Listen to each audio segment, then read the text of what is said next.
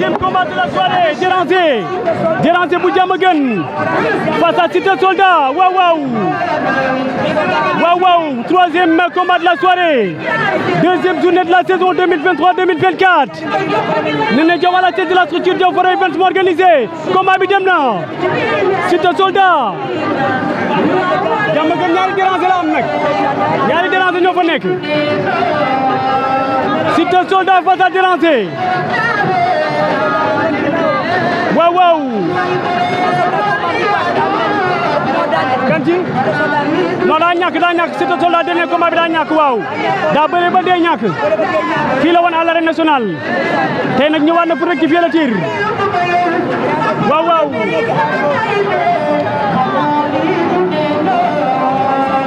ok Déranger écurie Diamaguène Sicap Mbao waaw mais dama gisul coach ah Déranger gisuma coach Déranger kenn dogalu ko 16 ans mi ngi noonu waaw mi ngi noonu waaw nee nañu léegi entraîneur yi ko amul diplôme doo toog 16 entraîneur bu amul diplôme doo toog 16 en tout cas loolu la ñu appliqué de mais règlement ba dina doy waar de waaw loolu la ñu wax de kon dana bëri nag ay mbër yoo xam ne danañ bëri te duñu am coach waaw noonu la fa demee mais formation bi laajul nga jàng ah laajul jàng non kon formation bi noonu la fa demee da ci am solo noonu la fa demee Cité Soldat face à Déranger bu Diamaguène troisième combat de la soirée deuxième journée de la saison 2023-2024 ici à l'arène nationale le promoteur Néné Diaw à la tête de la structure Diaw Fara Events organisé waaw Cité Soldat Déranger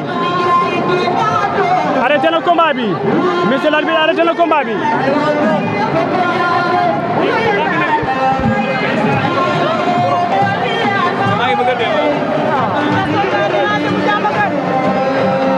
waaw gaay mi ngi noonu troisième combat ngi noonu journée Diaw Fara Events mi ngi noonu yéen a ngi am Déranger bu Diamaguène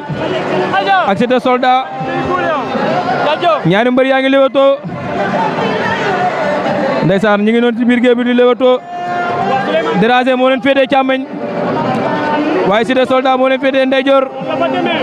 ñaari mbër yaa ngi leewatoo ndeysaan ñu ngi leewtoo boobu léegi kur fañ jugut dara jugagut mais Cité Soldat waaw combat bi passé waaw dafa ñëw parax waaw ñàkk combat bi tey dafa ñëw teey day teey parce que day ragal la ko xañoon defet baaxul loolu day ragal mu xañaat ko baax na ci mbër des fois dafa demee moo tax nga mën a xam li baax li nekk sa ginnaaw waral tey ba mu ñëwee dafa teey day teey di ci baax dafa teey waaye mi ngi noonu sànni na benn moom Déranger sànni na benn coup Déranger ndeysaan mi ngi noonu Déranger ak Cité Soldat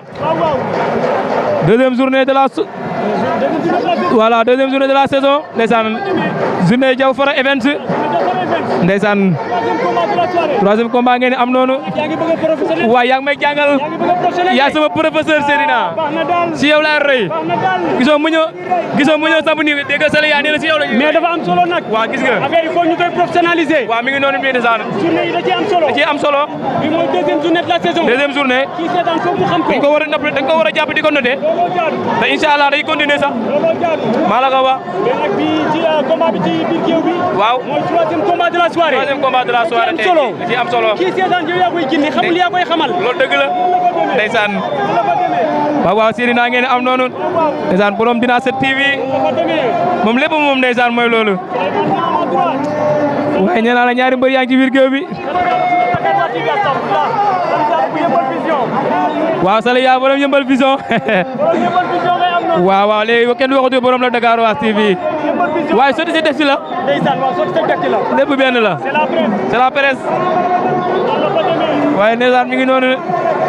yéen a ngi am troisième combat de la soirée ci biir géew bi Déranger door na waaye Cité tamit sànni na moom tamit ndeysaan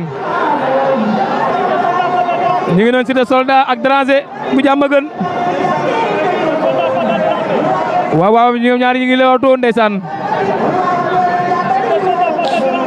ñu ngi noonu ñaari mbër yaa ngi noonu kenn ku ne yaa ngi déglu sa morom ndeysaan mi ngi noonu kenn ku nekk sànni nga diggante Déranger bu Diamaguène ak Cité Soldat waaw ñu ngi noonu ndeysaan di nuyu mbokk internet yi suñu xalaat TV yëpp ndeysaan ñu ngi leen di bégee di leen di ziara bu baax di leen dalal jàmm ci saison bi 2023 2024 ndeysaan nee naa la tey mooy suñu première journée ñun ci saison bi ndax première journée bi dañ ko raté waaye nii la leen koy toppalee rek incha allahu rabi ci saison bi yëpp ndeysaan ñaari mbëri bëri nañ 5 minutes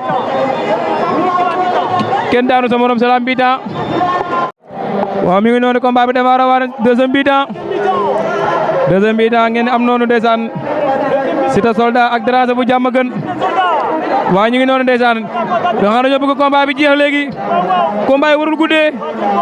warul di yàgg ndeysaan troisième combat baa ngi noonu gëm naa ne bu ñuy jàppante muy jeex Dérangé ngi noonu Siteu Soldat Dérangé jël na tànk bi Dérangé jël na tànk bi attention attention attention attention attention Dérangé oh Dérangé daan na ko Dérangé daan na ko ndeysaan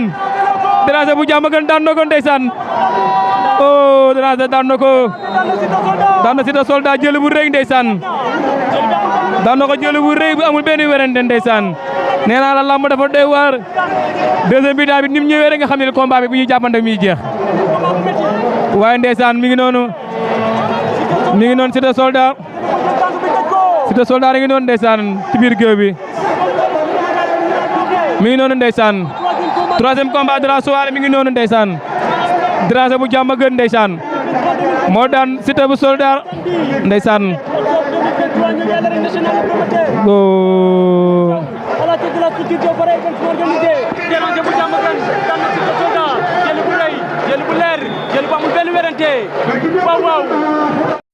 Kaaw defuma ko